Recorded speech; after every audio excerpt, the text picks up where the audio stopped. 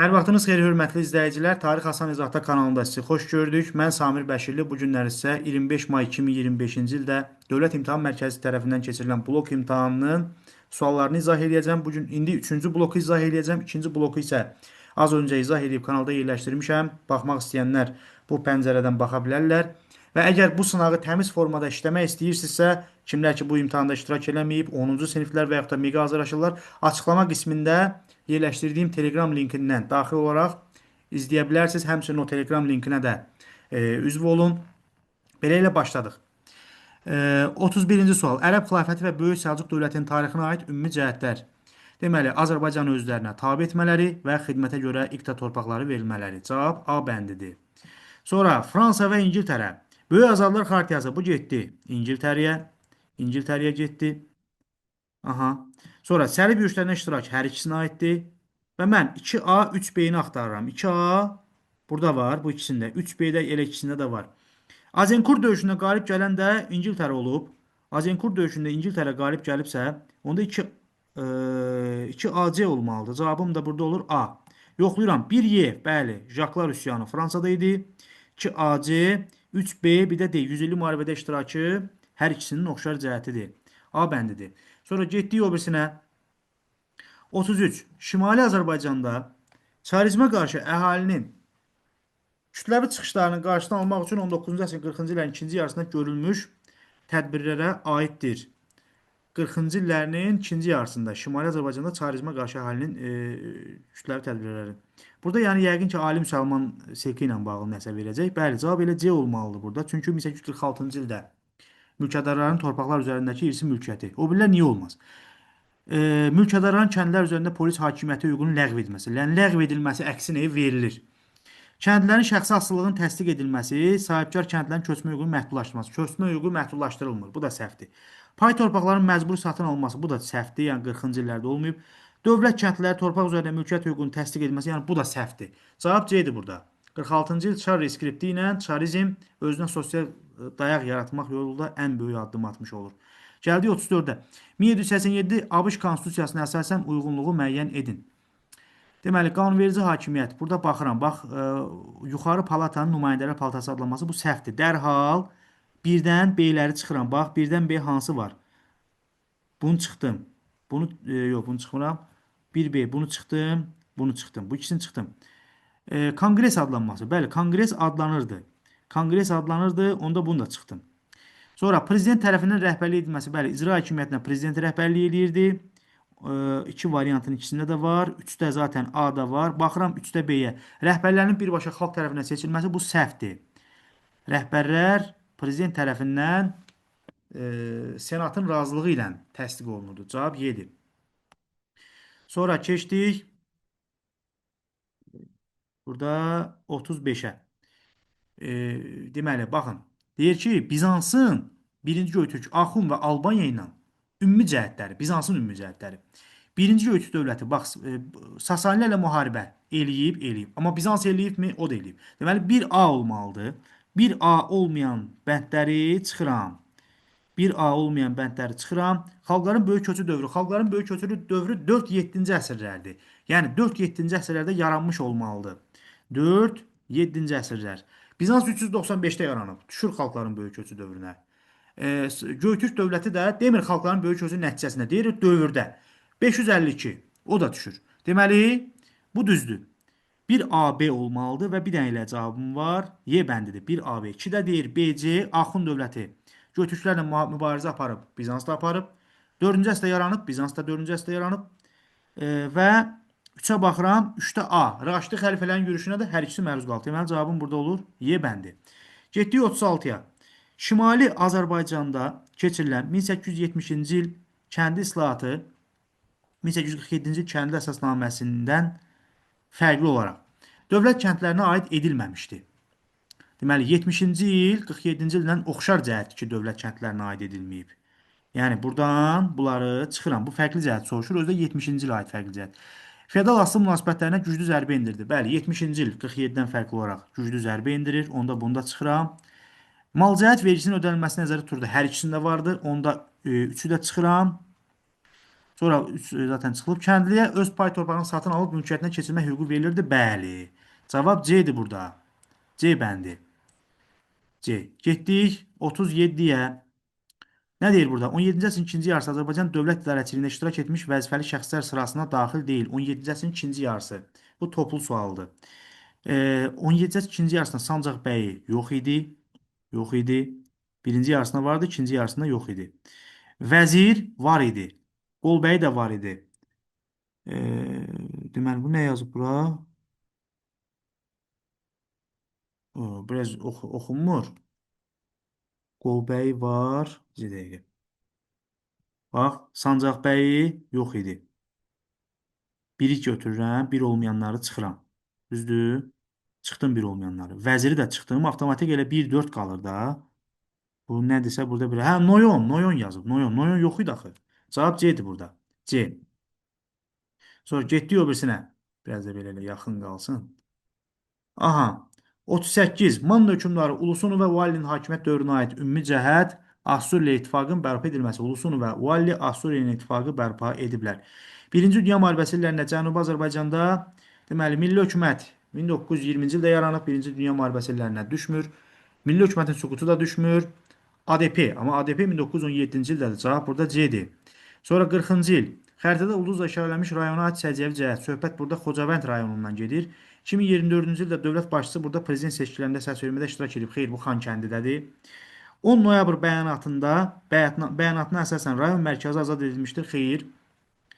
2023 antiterrorda azad olunub. Antiterror deməli 1 ilə 2-ni çıxandan sonra elə 3 ilə 4 qalır. Cavab burada C-dir. Yəni antiterror tədbirləri ərəfəsində sülh məramlı kontingent vardı orada. Alban memarlıq abidəsi Amarasda burada yerləşir. 3 ilə 4-dür. Sonra 41. Şəki xanlığında Səlim xanın hakimiyyətə gəlməsi nəticəsi pozulmuşdur deyir özdə burada. Səlim xanın hakimiyyətə gəlməsinin nəticəsi Şamaxı xanlığı uğrunda Qubalı Fətəli xanla mübarizənin aparılması. Səlim xan aparmayıb. Heç o dövrdə hakimiyyətdə də olmayıb. 1. Biri çıxdıq. Yox, daha doğrusu biri götürürük. Çünki pozulmuşu soruşur axı. Biri götürürük. Bir olmayanları çıxıram. Bax, bunu çıxdım, bunu çıxdım, bunu çıxdım. Sonra Bayat savaşının baş verməsi. Qubalı Fətəli xanın məğlub olaraq Salyana tərəf çəkilməsi. Bu Gavduşan döyüşünün nəticəsində olur.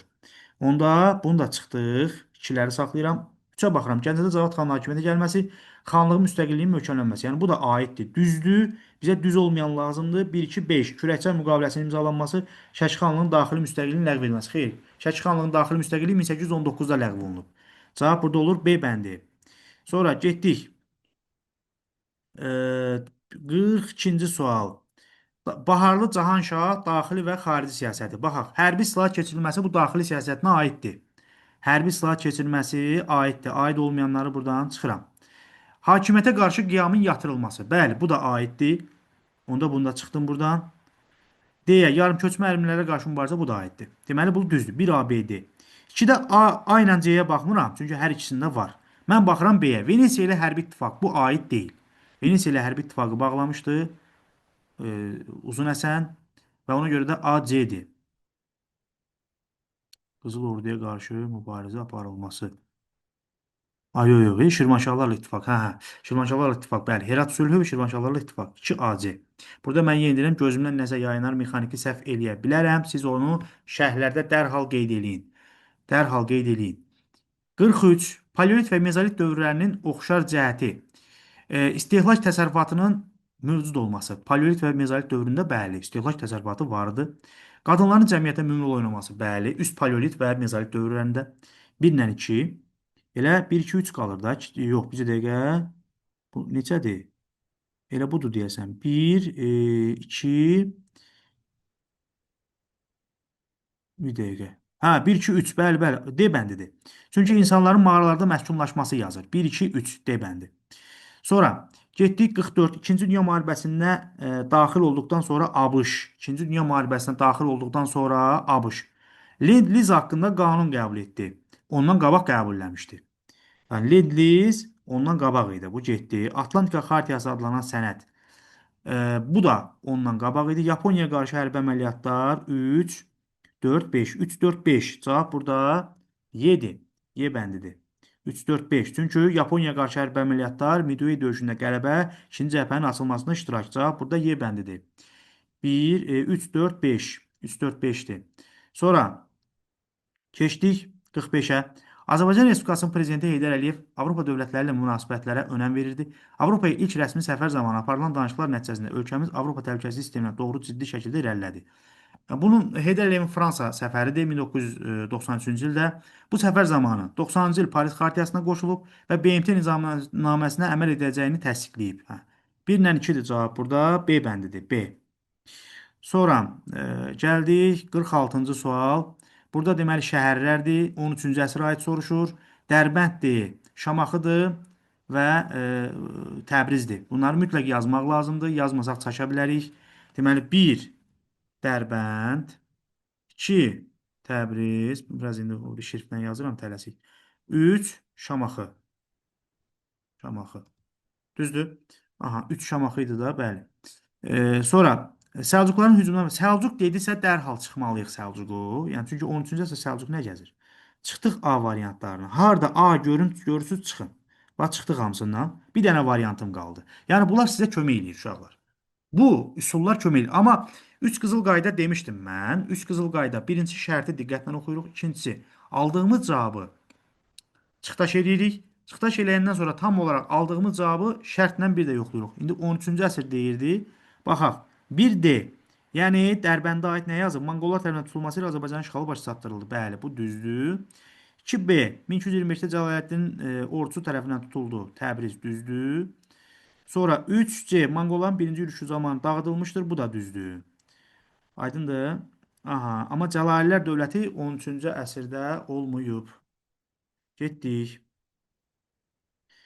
Sonra Eldəniz hökmdarı Qızıl Arslanın fəaliyyəti üçün xarakterik deyil. Eldəniz hökmdarı. Paytaxtın Həmədan şəhərinə köçürülməsi bu Məhəmməd Cahan Pəhləvanın dövrünə aiddir. Qalan hamısı aid idi. Həmədan vuruşmasında 3-cü zorla qalib gəlir, feodallara qarşı mübarizə aparır, siyasi vəziyyəti möhkəmləndirir, Şirvanşahları vassal asılığına salır. Bunlar hamısı aiddir. A bəndə aid deyil. Osmanlı Sultanı 1-ci Süleyman hakimiyyət dövrü üçün səciyyəvi idi. Paytaxtın Ədirnəyə köçürülməsi bu Muradın dövründədir. Biri çıxdıq buradan. Birlər çıxıldı. Düzdürmü? Baxın, B variantı ilə C variantına 3 ilə 5 var. Yəni mən 3 ilə 5-ə yox, 2-yə baxıram. 2 düzdürsə cavab C-dir. Səhvdirsə cavab B-dir. İspaniya donanmasının məğlubiyyətə uğradılması bəli. İspaniya donanması Süleymanın dövründə 1540-cı ildə məğlubiyyətə uğradılıb, 41-ci ildə falan. Bəli, 40-cı illərdə bir neçə dəfə İspan donanmasını məğlubiyyətə uğradıb. Cavab burada deməli C bəndi olacaq. C bəndi. Aydındır? C bəndi. 4 niyə səhvdir? Çünki Bulqaristan işğalını Süleyman yox, kim başa çatdırıb? Bəli, Bəyazit başa çatdırıb. B hərfi ilə yadda saxlayıb. Romada plebeylərin patrisiyalarla mübarizəsinin nəticəsi. Plebeylər Roma ordusunda xidmət etmək hüququ əldə etdilər. Xeyr, onlar zaten xidmət edirdilər, ona görə onlara icazə vermişlər Romada yaşamağa. Patrislər hər il xalq tribunu seçmək hüququ əldə etdilər. Patrislər niyə? Plebeylər. Patrislər dövlət torpağından istifadə etmək hüququndan məhrum edildilər. Patrislər özləri öz torpaqlarını məhrum edəcəklər. Yəni bu səhvdir. Amma cavab burada deyildi. Plebeylər tam hüquqlu Roma vətəndaşı oldular. Cavab D bəndidir. 50. Albaniyanın 6-cı əsrin ikinci yarısı tarixi üçün xarakterik idi. Yəni 550-dən o tərəf.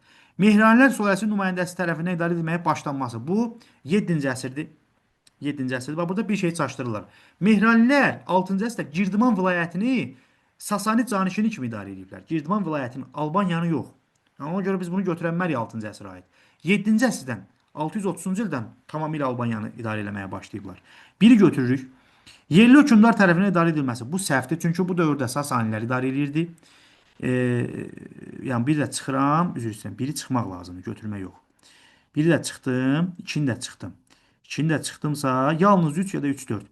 Müsəlman olmayanlardan cizyə vergisinin alınması, yəni 6-cı əsrdə belə bir şey yox idi. Ona görə cavabım oldu Y bəndi. Yalnız 3 Sasanilərin şimal canişinliyini təşkil etmələri. Sonra 51 Azərbaycan SSR 50-ci illər, 60-cı illər. Baxaq. Yeni konstitusiya. Yeni konstitusiya olmayıb. Çünki 21, 37 və 78-ci illərdə olubdu. Bu çıxdı. Ermənistanda yaşayan Azərbaycanlıların Azərbaycana məcburi köçürülməsinin davam etdirilməsi. Bəli, olubdu 53-cü il, 48-53. Ona görə burada cavab 1C olmalıdır. 1C variantım 2 yerdə var. Bir burada var, bir burada var. İndi mən burada A'ya baxıram. Milli Azərbaycan qərargahı 60-cı illərdə yaranıb. Ona görə cavabım burada elə deyildi. İcbari 10 illik təhsil də 66-cı ildə, bu da 60-cı illərə düşür. Sonra gəldik 52-ci ilə. Deməli, ştrixlənmiş ərazidə mövcud olmuş Azərbaycan dövlətinə aiddir. İşte bu ərazidə, bax bu ərazidə ya ola bilər İskit padşahlığı olsun, ya da Şəddadilər dövləti. Görə indi hansına aiddir? Deyir ki, eramızın əvvəlində Parfiya Arşakilər tərəfindən işğal olundu. Bu Atropatenaya aiddir. Bu ola bilməz. Oğuz Səlcuq türkləri ilə ittifaqda Bizans, erməni və gürcü feodallarına qarşı mübarizə aparıb. Bəli, elə cavab budur burada. Oğuz Səlcuqlarla ittifaqda erməni gürcülərə qarşı mübarizə aparıb. Cavab burada B-dir. Çünki Şəddadilər dövləti aparıb. Sonra gəldik 53-ə. Elm və mədəniyyət xadimlərinin fəaliyyətinə aid olan doğru sıralar.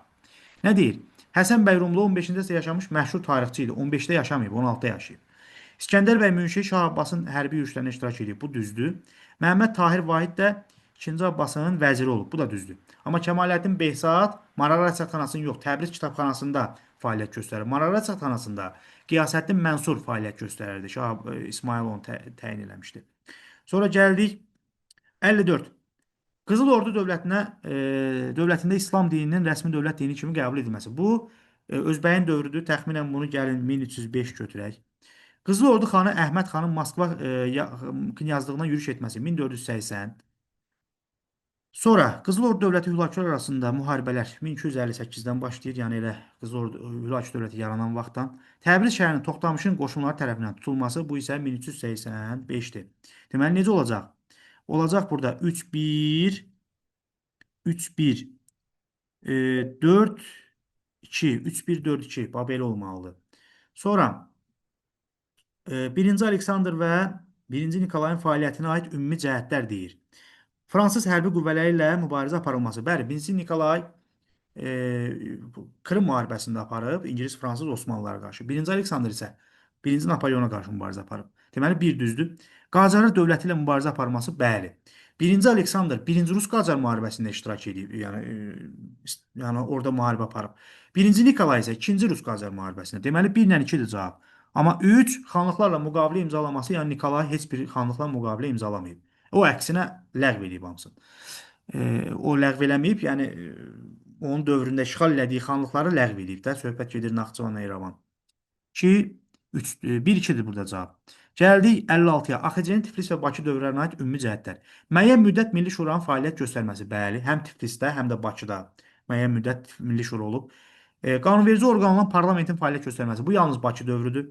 Qonşu dövlətlə hərbi əməkdaşlıq barədə müqavilə. Bəli, Tiflisdə deməli Osmanlı ilə, Tiflis dövründə Osmanlı ilə, Batum müqaviləsində və Bakı dövründə də məsələn Gürcüstanla müqavilə bağlamışdı. Qonşu dövlət deyirsə Gürcüstan. Fətəli xan Xoyskinin rəhbərliyi ilə hökumətin təşkil edilməsi bu da aiddir. Deməli burada cavabın 1-3-4-dür. Hökumətin qanunverici səlahiyyətlərə malik olması Gəncə və Bakı dövrünün oxşarlığı ola bilər. Gəncə və Bakı dövrü. Sonra gəldik 57-yə. Şah Məhəmməd Xudabəndə Şah 1-ci Abbas. Baxaq. Azərbaycan bəylərbəyliyini Şah Abbas yaradıb. Niyazabad döyüşü deyirsə, bu aiddir Məhəmməd Xudabəndənin dövrünə. Xorasanın geri qaytarılması bu Şah 1-ci Abbasdır.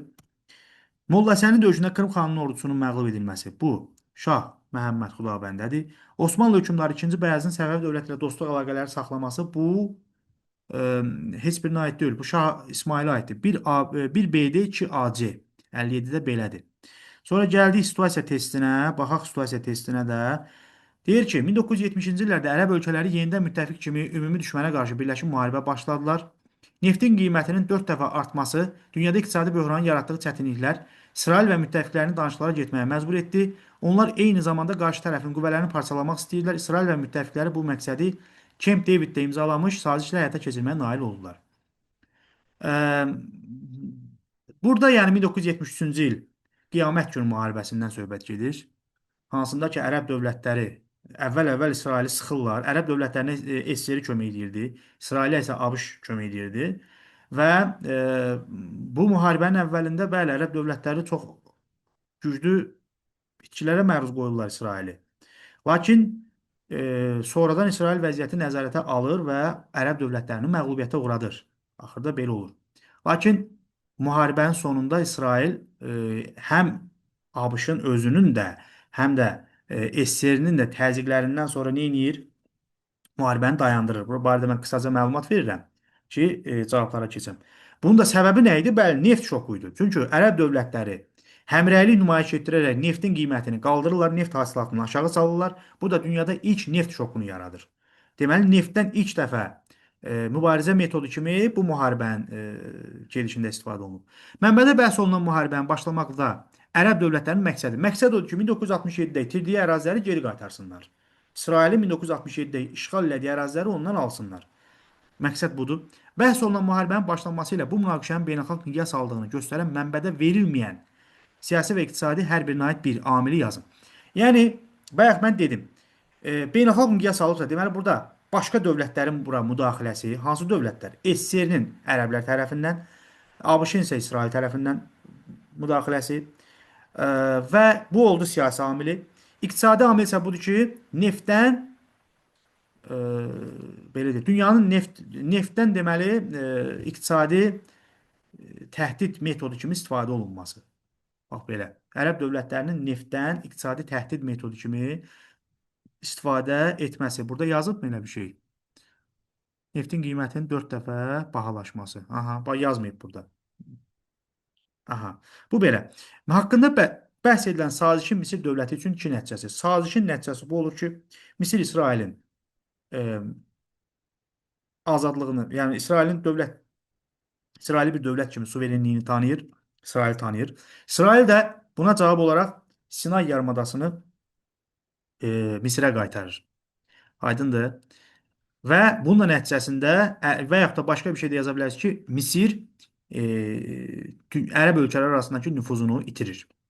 Vəssalam, hörmətli izləyicilər, bu qədər. Ümid edirəm ki, faydalana bildiniz. Sonda bir daha hamınızdan kanala abunə olmağı və like düyməsini sıxmağı xahiş edirəm. Kanal spamdadır. Bunu spamdan çıxmağa kömək edək. Və belə videoların davamını gəlməyi üçün həm ona abunə olun və digər dostlarınızın da bu videodan faydalanması üçün onu paylaşın ki, tez bir zamanda faydalanıb düzgün cavablarla tanış ola bilsinlər. Sağ olun. Növbəti görüşlərdə görüşənə qədər. Növbəti videolarda görüşənə qədər.